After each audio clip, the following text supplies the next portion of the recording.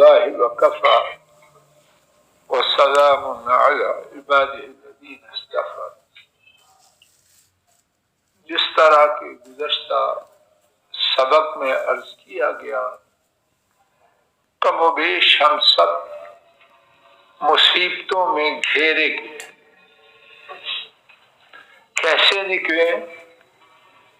رب العالمین نے جو ارحم الراحمین ہے، مصیبتوں سے نکلنے کی تدبیریں امت کے لیے رکھی۔ انہیں تدبیروں میں سے ایک تدبیر اللہ کی راہ میں صدقہ و خیرات کرنا۔ اسی کے حوالے سے ہم نے سابقہ سبق میں 2 حدیثیں سنی۔ انتہائی اختصار سے آج کے سبق میں بھی ایک حدیث شریف سنتے ہیں، شاید اللہ تعالیٰ مجھے آپ کو اس سے فیض پانے والوں میں شامل فرمائے۔ حضرات ائمہ احمد، ترمذی، ابو یعلا، ابن خزیمہ اور ابن حبان نے 5 محدثین نے اس حدیث کو حضرت حارث اشعری رضی اللہ تعالی عنہ سے روایت کیا۔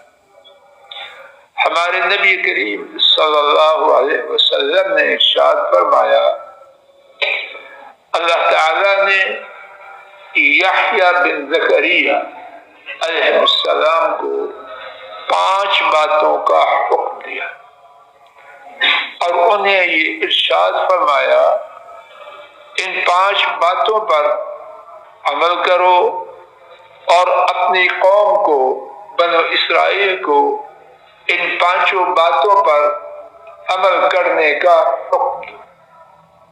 حضرت یحییٰ علیہ السلام نے بنو اسرائیل کو بیت المقدس میں جمع کیا، مسجد بھر گئی۔ مسجد کے شیڈوں پر وہاں بھی لوگ بیٹھ گئے۔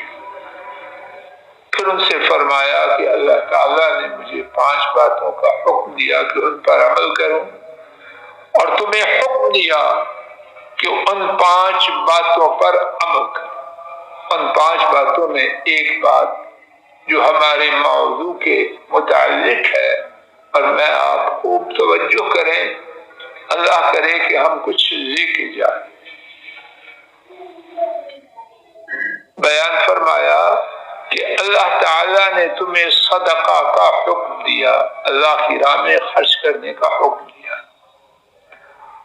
اور یقیناً اس کی مثال ایسے ہے کہ کسی شخص کو دشمن قید کر لے، اس کے ہاتھ کو اس کی گردن سے باندھ دے، اب بھاگ سکتا، کچھ کر سکتا؟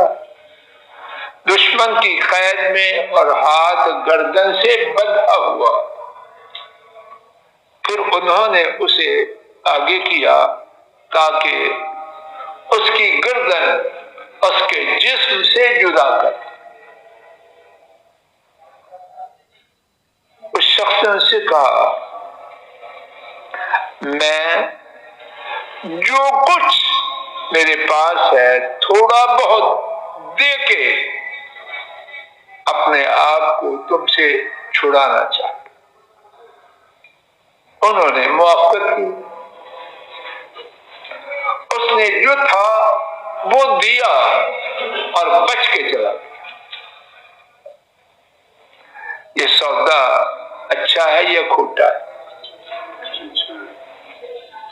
قتل کر دیتے تو جو تھا اس کے پاس وہ اس کے کس کام کا، اور قتل کرنے کے بعد وہ اس کے مال کو چھوڑنے والے تھے۔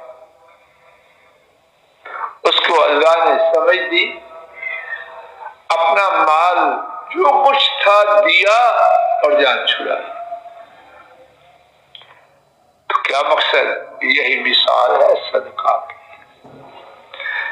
مجھے اور آپ کو، مجھے آپ اپنے متعلق خود کہیں، مصیبتوں نے جھکڑ رکھا،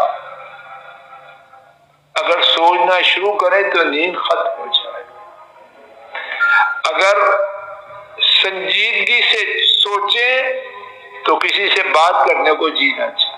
کیوں رشتہ صاحب ایسے؟ اللہ پاک کی رحمت ہے کہ کچھ بھولنا اللہ نے ہمارے دماغوں میں رکھا ہے. کچھ چیزوں میں دلچسپی رکھی ہے کہ جب ان میں مگن ہوتے ہیں مصیبت وقتی طور پر بھول جاتے. ایسے ہی ہے کچھ اور کون بچا ہے مجھے نہیں پتا، آپ خود دیکھ لیجیے. میرے خیال میں تو شاید کیوں بڑھ سکتا کوئی کام نہیں بچا. اب مصیبتوں نے جو ہمیں جکڑ رکھا ہے، اگر میں آپ 10 روپے کسی کو دے دیں، 100 روپیہ دے دیں اور اللہ ان سے جان چھڑا دے تو سودا کھرا ہے یا کھوٹا ہے؟ اور پھر اللہ میرے آپ کے 10 20 100 1000 2000 لاکھ کے محتاج، پیسے ان کے. اور پھر اللہ کی راہ میں دینے سے وعدہ یہ ہے کہ اللہ اس کا بدل دے گا. باقی فائدے تو الگ سے ہیں، یہ فائدہ بھی حتمی یقینی اور قطعی ہے کہ جو دو گے اللہ کے ذمہ قرض ہے. ایک باغیرت باحیا شخص اپنے ذمہ قرض رہنا دیتا ہے، تو جو صدقہ اللہ کے ذمہ میں آپ دیتے ہیں وہ کہتے ہیں میرا قرض، میرے ذمہ قرض ہے. تو بدلا دیں گے کہ نہیں؟ دنیا میں بھی دیں گے، آخرت. وہ فائدے الگ ہے، لمبی فہرست ہے. اور فوری فائدہ صدقہ دیا اللہ نے بلا ڈال.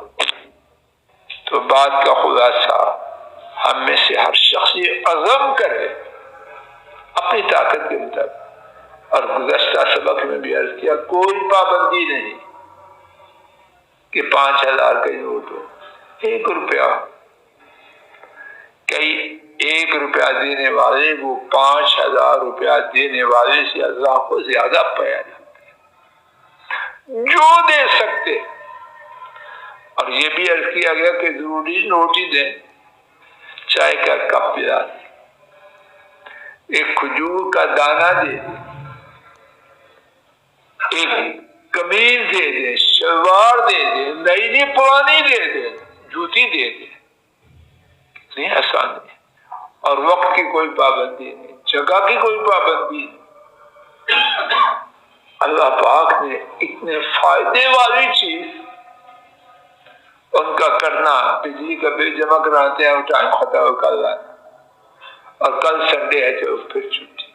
صدقہ دینے میں کوئی وقت کی پابندی نہیں، کوئی آف نہیں. ہر وقت اللہ کا دربار کھلا ہے، جب چاہو سب دے دو.